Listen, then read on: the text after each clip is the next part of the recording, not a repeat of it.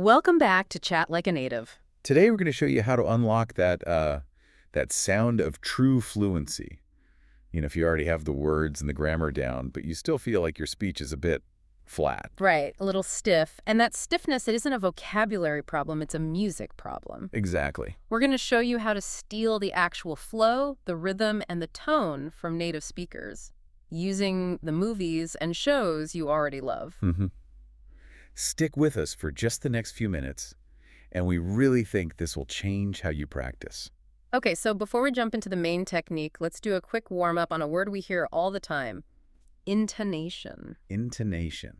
What is it, really? Yeah, what are we actually listening for? It's pretty simple, actually. Intonation is just how your voice goes up and down to show your attitude or your feeling. So it's the melody of the sentence. That's a perfect way to put it. It's what tells you if someone is excited or bored or asking a question. Okay, so if I say, your voice goes up and down, that change in pitch. Yeah. That's intonation. That's it, exactly. Try it with us now. Just feel that rise and fall. That control over the melody is really what we're talking about today. And that brings us to the main technique for building that control, shadowing. The instant flow trick. Yeah. I know a lot of learners skip this one because it feels a little strange at first. It does. If it feels strange because it forces you to break a habit you learned in school. That whole process of think, translate, then speak. Which makes your speech really slow and choppy. Right.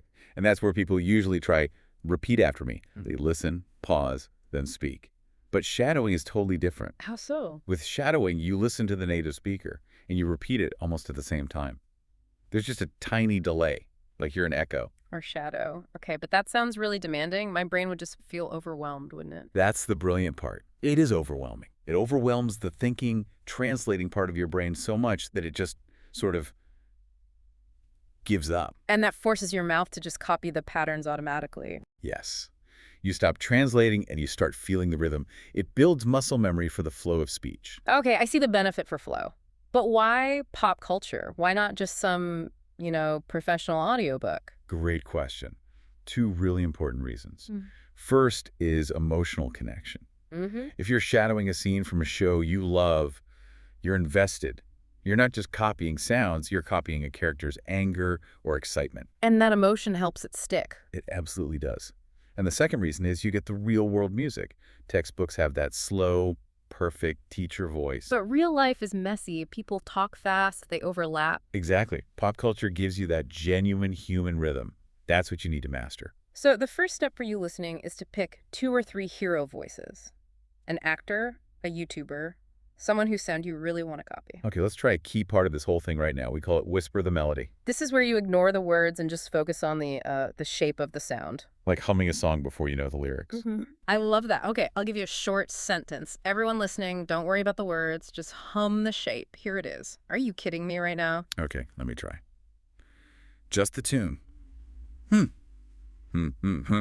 H, H, H, H, M, A, right now. Something like that. A bit high at the end. Ooh, you got that strong punch on now, which is perfect.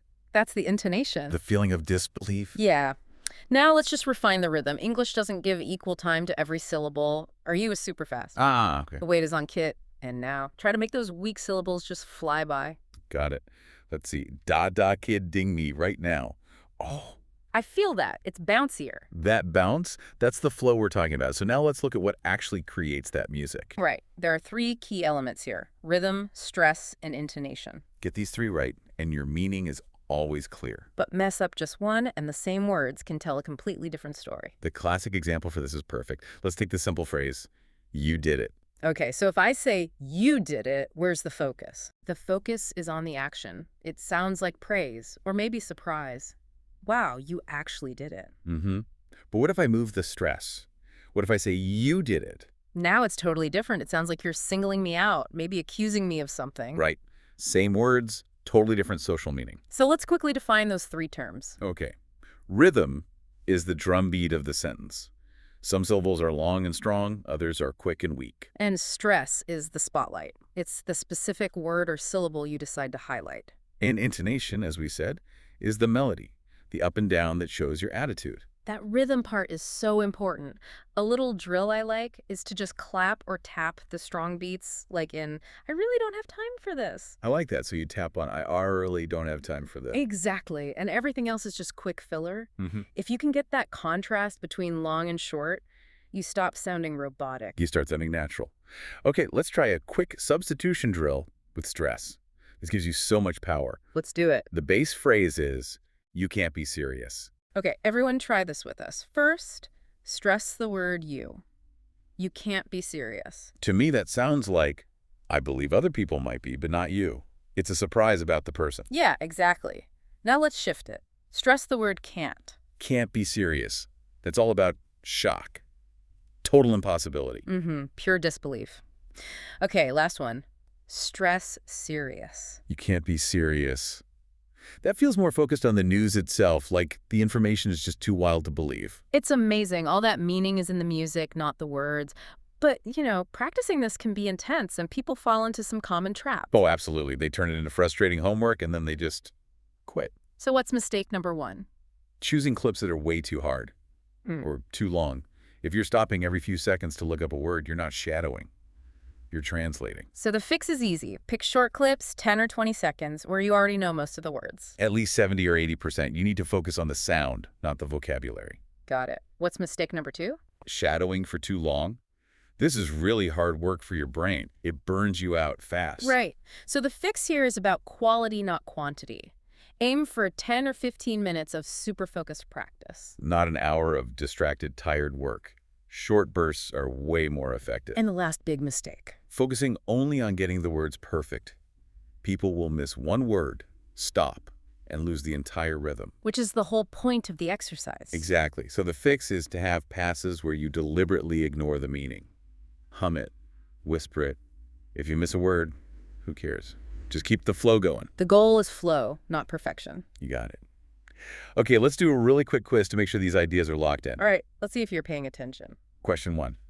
If I listen to a line, wait for it to finish, and then repeat it, is that shadowing? No, that's repeat after me. Shadowing is when you're speaking with the audio, like an echo. Perfect. Question 2. Which element of music is about the voice going up and down to show attitude? That would be intonation, the melody. Yes. And final question. Why is pop culture better than a textbook for this? Because it gives you that emotional connection, which helps memory, and it has the real-world speed and rhythm you actually need. Excellent. If you got those, you're ready. Okay, so to wrap this all up, let's go over the 3 key takeaways. First, stop focusing only on words. Focus on the music.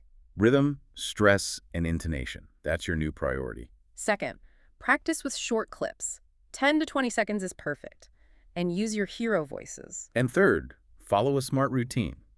Listen first, then hum or whisper the melody before you ever try to say the words out loud. You'll know it's working when native speech starts to feel a little slower, or when small phrases just pop out of your mouth with perfect rhythm. And now for today's challenge. We want you to try the ultimate test, the no audio test. Okay, what's that? You take one short line you've practiced, turn the audio off completely. And say it from memory. Yep, trying to copy that rhythm and tone perfectly from memory.